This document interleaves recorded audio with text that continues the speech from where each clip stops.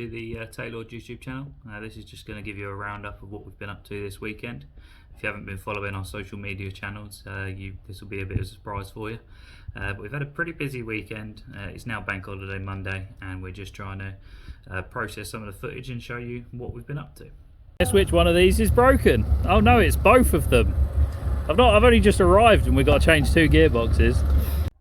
So yeah, I arrived at about probably just gone 2 o'clock on Friday to find that Goose in the grey Audi A3 had broken his gearbox and stripped 4th gear completely.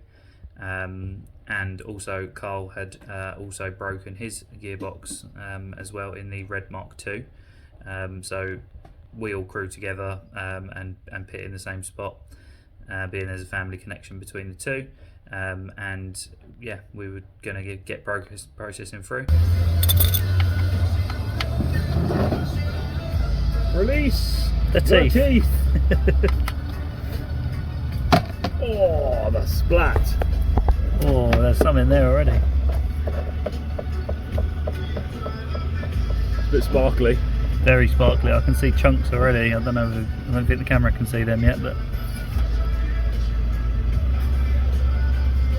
there's one big chunk of tooth.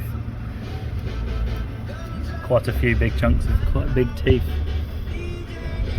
Say hi to 4th gear. Yeah, that's part of it anyway. And there's the other bit. And there's the other bit of 4th gear. Is there a dentist in the house? Oh look, there's a bit. Oh my god.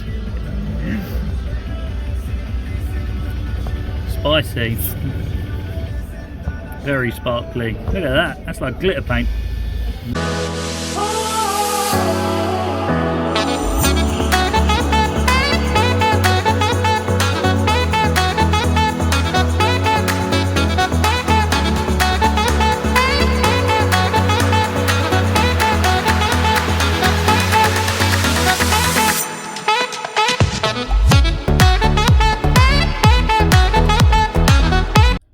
So, as you can see from the darkness of the last photo there, it got quite late by the time we'd finished. I think it was about 1, maybe half 1 by the time we'd finished and start packing up.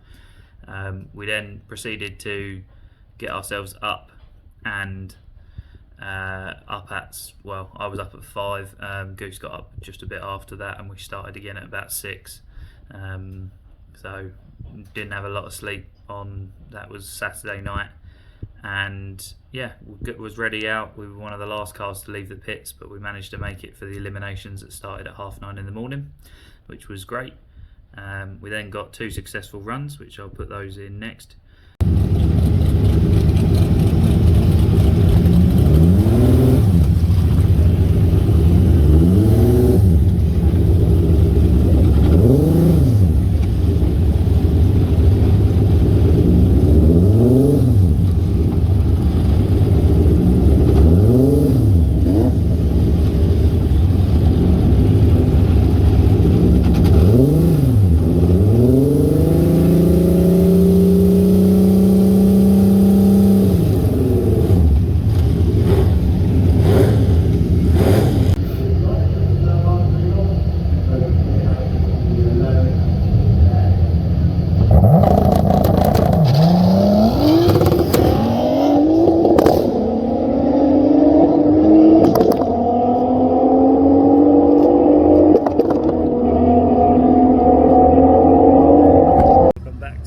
Weekend.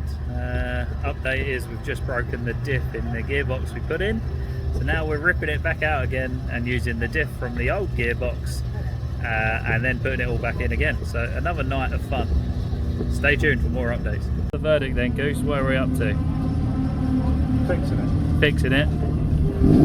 The engine's back out. That's the progress so far. Update soon. So 4th gear, no diff. Engine, car, Goose.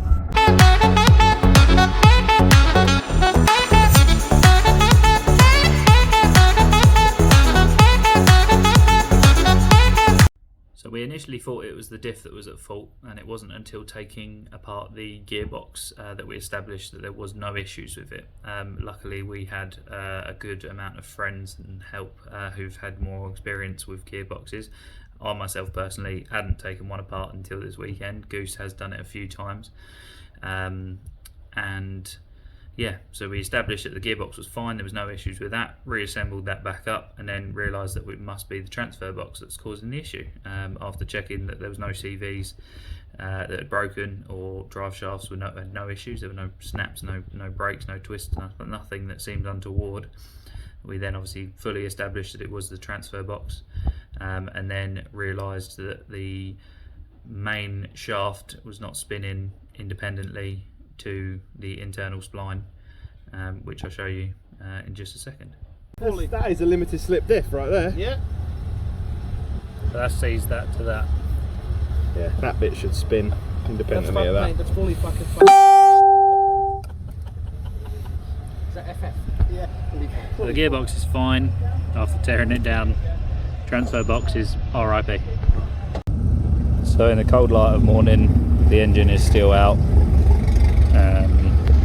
The gearbox is back on and all okay. Fortunately, on this one, which is an O2M transfer case from a 18T, these bits are not the same as what you get on a VR6, and they hit the block, so they're not interchangeable. We've tried assembling that one back up together, and now it's fully seized inside, not even acting like a spool like it was before. So we called it, best part probably 2 o'clock we got into bed, so unfortunately she's not going to be ready and racing, which is a bit shit, but we've had a great weekend regardless. Waiting for the driver to wake back up, and we'll probably go for breakfast and then put it back together. Yeah, that's all she wrote, unfortunately. So yeah, at 9 o'clock in the morning I thought that was pretty much the end of it. We're going to put it back together, put it on the trailer, and that'll be the end.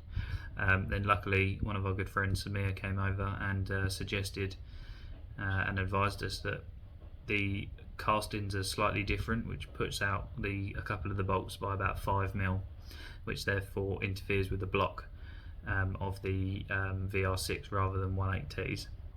And he just said that there's probably going to be enough meat in there. When taking the bolts apart, we saw that there was quite a lot of excess material that doesn't seem to be any real need for it, obviously, other than just thicker material was naturally better. After we established that, we took at it with a grinder and got it back on, fitted it all back in. A lot of people had already gone home through breakages, well, mainly breakages, to be honest. It's called VW Breakout, the show, but it was a bit of a VW Break It, I think, is the way it should now be renamed. And yeah, so we were like, well, let's carry on, persevere, and see if we can get a run in later on today. And eventually we did. So we had the engine and gearbox out twice in 2 days. The first time using trolley jacks, and that we would not recommend to anyone. That was a terrible idea. Luckily, a massive thank you to Nick Hale, who has a workshop very close to Santa Pod, who lent us his engine crane. Can't thank him enough for that. And yeah, we got the car back together and got it running. So this last bit of the video will be the run. It wasn't anything spectacular, it was literally just an A to B run, just to try and make sure that the car run. There's also a clip from the live feed where we get a round of applause from the guys in the tower and the grandstand, which was wonderful. And yeah, any other photos that I have from that. Thank you for watching. Don't forget to subscribe.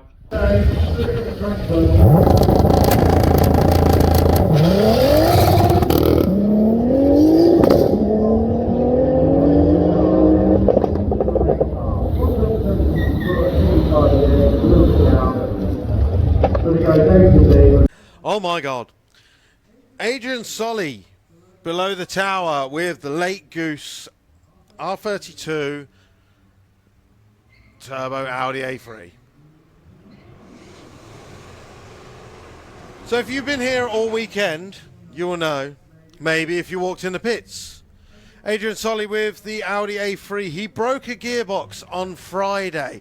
Spent till about 3 o'clock in the morning replacing the gearbox.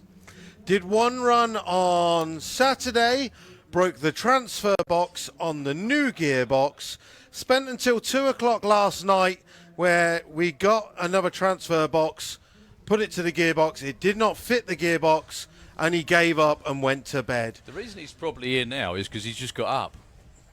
Maybe. Had a bit of a sleep in. He spent today stripping the transfer box, putting it with another transfer box, to put it to the gearbox, to put it in a car, to make a pass. 177.60 foot, 85 at the eighth. He's a little bit down, but he goes A to B with an 11.78 at 121. Charlie, round of applause, sir. Everyone in the grandstand and the banking. Charlie just walking back. He's been part of the crew that has been working. He's had about 5 hours sleep since Thursday because Adrian has a lead foot. Indeed. And he'll do it all again. No problem. Well, there are a few cars in the lanes. A couple of them being supercharged outlaws.